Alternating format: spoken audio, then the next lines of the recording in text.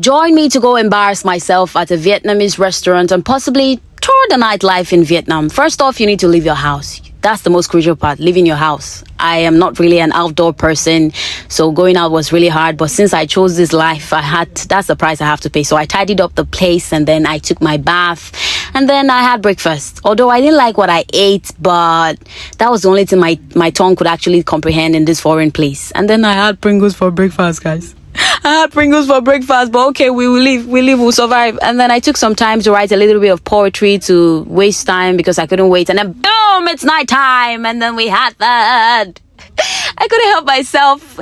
I remember Chris mentioning that the place is called the Old Quarters or something, but I wasn't really sure. I was carried away by the scenery and the high of just being there, and then I totally forgot the details. But the first thing that caught my attention was this magician guy. He was really good, actually. First off, he did this thing where he put a coin inside of his shirt and then he hits it.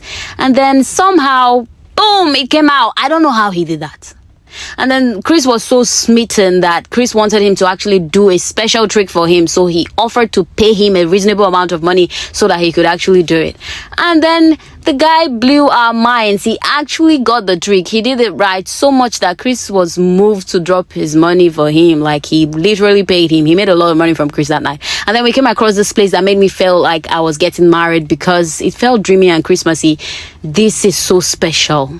I saw this and I was blown away. These guys are musicians, but they're not just any kind of musicians. They're blind. It blew my mind. And then I saw this dummy and then I took a picture with her. And then we came across this puppet show. I got this angle because I'm unusually tall. I'm not tall, but I felt tall in Vietnam. I don't know why. And then I saw these puppets. They're so cute. Ding, ding, ding, ding. It just felt so cute and I loved. That was my most favorite part. And then we left the puppet show. That was the puppet show behind me. But at this point, I don't even know what I'm doing right now. I think I was just twirling and turning around. And then we stopped by the lake. It's called the Sword Lake.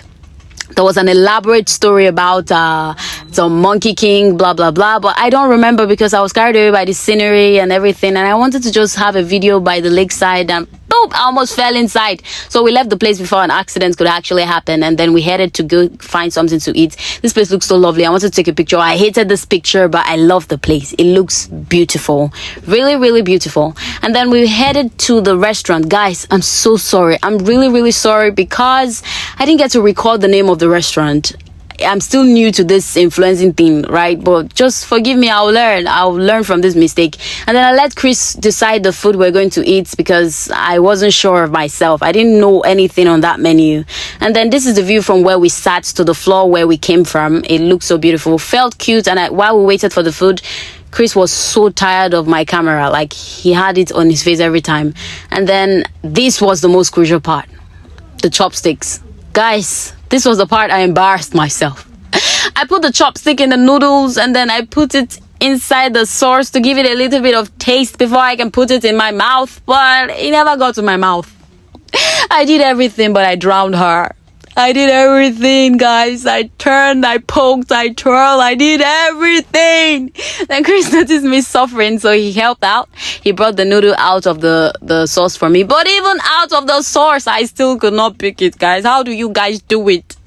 And then eventually I got a hang of it, so I put it in my mouth and it didn't really taste bad, but I just can't quite put my finger on how it tasted. So I took mango juice to just let that subside, and then I took all the things I could actually eat, and then this happened. Yeah, I lost one chopstick and then I did the unimaginable. Guys, I used one chopstick and then I later found out that it was rude to actually use one chopstick. So don't do it whenever you come to Asia.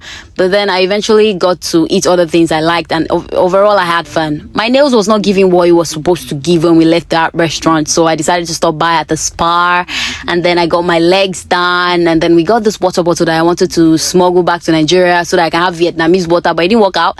And then this Vietnamese lady was very chatty, but I enjoyed the time she was doing my nail. No video because we finished late, but this picture tells you everything. In case you're wondering if Vietnam is safe at night, guys, this is 2 a.m. when we left the place. That's a guy fishing at 2 a.m. by the lakeside. It's that safe. Yes, it's that safe. Overall, I had fun. It was really amazing. I really, really, really had fun in Vietnam. And then I watched movies. Stay tuned to watch more of my time in Vietnam and everything. Bottom line, see you and bye.